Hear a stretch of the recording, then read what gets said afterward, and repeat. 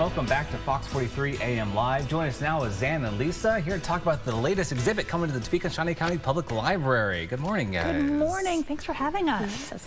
Zan, it's always great having you on the show, and I love talking about the exhibits that are coming to the gallery. Yes. So, let's kick this off now. The Topeka, a Land Acknowledgement exhibit. Yes. What's happening here, guys? So this is a collaboration with Lisa Lulu Baker and 785 Arts in Topeka, looking at the story of Topeka with the focus on the indigenous peoples that called Topeka home. So we're looking at this idea of honoring the original inhabitants of Shawnee County through the art and through the history. I think it's been a really strong exhibit. It's extremely strong because it incorporates both history and art, which I think art includes history all the time, but this is a very graphic way of doing it. That's really great. So yeah, Lisa, tell us about the exhibit now. You got your role in all this and how it all came together. Yes, well, I had been initiating what I call the Topeka Project, where I've gone out and got several organizations involved in this community-wide land acknowledgement to talk about the native origins of the city and the county, which are often left out of the narrative. And so the library was actually talking about doing something similar already. So it was very synchronicity bound kind of thing. And so we found artists who are of the tribes who were originally inhabited Shawnee County, but also artists who are currently living in Topeka and Shawnee County. That's really great. So yeah, tell us, what can people expect to see? What kind of art's there? So it's mainly two-dimensional. So we've got beautiful paintings, prints.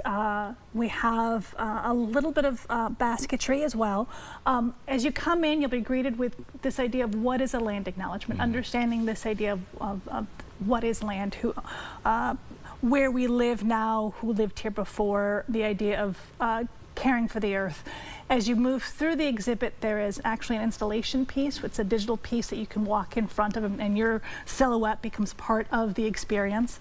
And then as you go into the main part of the gallery, Dane, there's this wonderful kind of calming center space we've created with the sacred fire, images of the tribal chiefs as well as native Topekans today. And around the gallery, you are presented with this wonderful scope of work from some very well-known indigenous artists to up-and-coming artists, local artists. Conrad Pumpkinseed is one of the artists that we have. Some really stunning graphic work that deals with murdered indigenous women, as well as the Trail of Tears and and the idea of land being taken. You also have Joe Don Brave, who's Osage, who has this beautiful large painting of an Osage warrior on a 1920s Indian motorcycle kind of going through the plains with, it's not bison, it's ponies kind of in the distance, but this idea of kind of this, taking this warrior, putting it in a modern persona. There are some stunning traditional baskets done by Lisa. You've also have, I mean, there's just so much to see. I mean, you know, I can go on forever, and I the whole can't. show is just You have to come see us. Yes, you have to go see the exhibit. So here's the deal. You have to come see us on Friday. We open on September 8th, which is this coming Friday. 5:30 is our opening reception. All are welcome. We'd love to have you all come. The exhibit is up through November 26th, and almost every week from September to November, we have some sort of programming going on. Artist talks, history demonstrations. We've got some basketry and some beading workshops. There's something for everyone to kind of, once again, learn more about the culture that we live in. It's such a wonderful thing to do, to really honor the past that we need to remember. Past, present, and future. Yes. So this exhibit will be a little bit different than how you think of it, because we're not focusing on the past. We are trying to show the future. This idea of who we are today.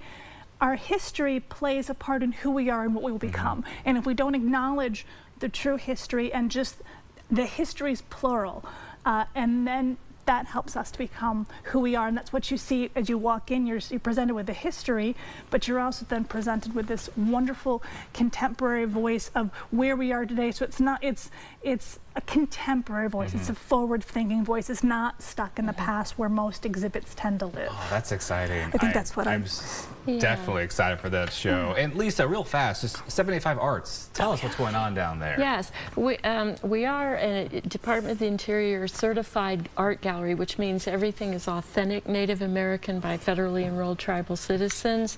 I also have emerging local artists as well, though kind of combine the two again, bringing it all together. Love that. And so I'll be reopening after this exhibit in Noto at the Noto Art Center down in the basement. The new venture is called Avant-Garde Underground, so there'll be other things going on in that basement, and that's where I'll be after this is over. Wonderful. Well, Zan, Lisa, thank you guys for joining us today. I'm so excited for the exhibit opening on Friday.